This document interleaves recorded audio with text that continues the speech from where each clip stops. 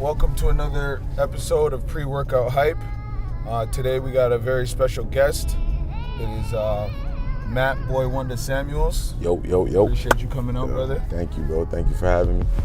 So for the people out there who do not know who you are, which is very few, let the people know who is Mr. Boi1da. Well, I'm a music producer from Toronto, Ontario, well, the greater Toronto area. Grew up in Durham. Made music for Drake, make music for Jay-Z, Rihanna, literally everybody that you could think of. And that's really my story, This is my ends. I came from Durham, so we're just riding around right now. So how did you end up getting into being this big-time producer? I got into producing when I was about 15, 16. Summertime, a friend of mine had showed me about a program called FL Studio, and I always had interest in music. I always wondered how beats were made, and when I heard a good beat, I was like, yo, that's dope. I'd always look up who did it and whatnot. So I just got introduced into it, and then I started making beats, and I just became addicted to it. It just became something that I loved, and when I figured it out, and I just kept working on it constantly. And then eventually a friend of mine at school had told me about a beat competition called Battle of the Beat Makers. And I think at the time I was 16, turning 17, kind of scared to enter it because it's I don't know anything about it really. I just thought I'm just at home doing stuff in the basement. Just my friends at school are telling me I'm good. Everybody supports each other at school and whatnot. Right. So I went to the competition and I ended up winning 3 years in a row. Okay. So, that kind of gave me the confidence to keep on moving forward with it, and also it just opened doors for me. I was able to meet certain people that introduced me to other people. I met my boy D10 who introduced me to Drake, and then I met somebody who introduced me to Carter, Socrates, and all those guys and whatnot. But it just opened doors for me. So that's really how I began. What was your I made it to the league moment? When I realized I made it as a producer was, it was probably around the time Best I Ever Had by Drake came out. I knew the song was big and they were playing it on the radio a lot in Toronto. But, for the first time I went to Atlanta to go see some of his shows, and I went to New York to go see his show at SOBs, and that's when I really started hearing it on the radio everywhere, constantly. They would not stop playing the song. I remember being in New York my first time, and it was playing on one radio station, it finished. I switched to another radio station, it was on, and then I switched to another one, and it was on 3 radio stations at the same time. So that was really my wow moment when I was I made something that's literally international, internationally huge, and ended up seeing it on Billboard charts. It went to number 2 on Billboard. I'd never seen anything on Billboard before, so that was my moment when I knew I did something big. That's crazy. So, out of all the artists, I know you've worked with a bunch of big artists. Do you have a different creative process with one artist to the next, or is it the same kind of, you just kind of get them in the studio and kind of feed off of them? With every artist, it's a different process every time that I work, and as a producer, I see myself as a sidekick, where it's I'm trying to help execute the artist's vision. So every time I get into the studio, it's definitely a different process. So, some people want to just hear a beat finished. Some people want to sit there and make a beat with you and tell you exactly how they want it.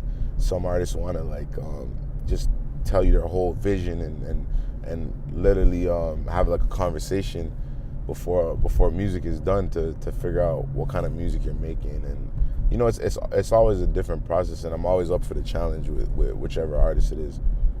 Switching from the business of music now to music and how you feel about it. Is there something or a few songs that before you either get into your creative space, or even if you're going maybe to the gym to work out, or anything that would get you that gets you going, gets you hype? Is there something that you put on or to kind of get your creative juices flowing?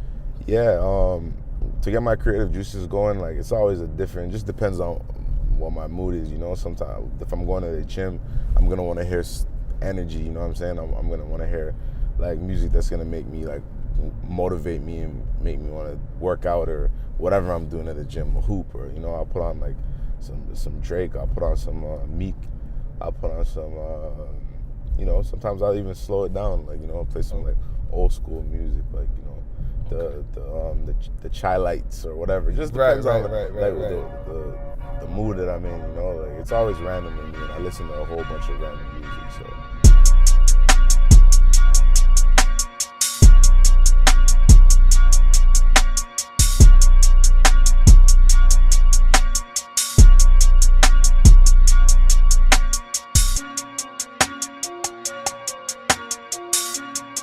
As a basketball fan, do you have a particular shoe that you wear or something that you have do you have an all-time favorite shoe? Yeah, my favorite shoe to play in is right now it's the LeBrons. I have a pair of like LeBron ones and what's it called, or the Hardens. Like I don't know what it is about Hardens, but anytime I put on the Harden shoes, I just get baskets. Like I don't know what it is, man. Like I just like think I'm James Harden. I start hitting the Euro step. I start hitting like 30 step backs and whatnot.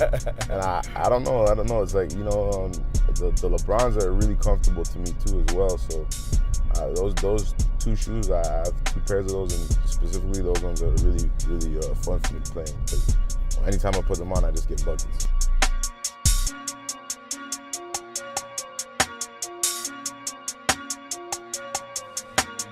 And on the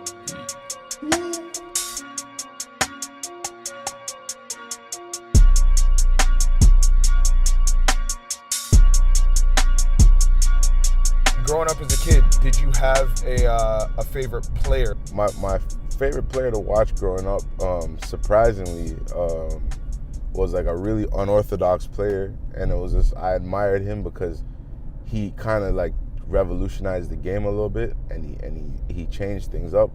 Was I was a big Dallas fan, and it was Dirk, watching Dirk, because it was just like this big, like usually centers are like under the basket, right, and whatnot, but like there's this big huge German guy just like shooting trays on people. It was just the most like frustrating thing, because he'd pull all the centers out of the paint and they have to like guard him, and he could like take you off the dribble sometimes, and then he could hit you that fadeaway.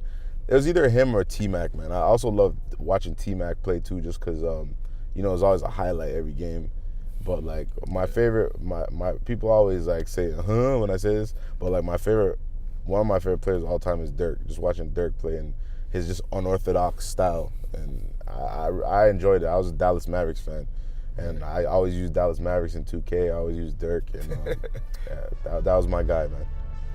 Speaking of unorthodox, so there's different sounds as far as for producers, like usually what a Timbaland beat sounds like, what a Pharrell beat sounds like.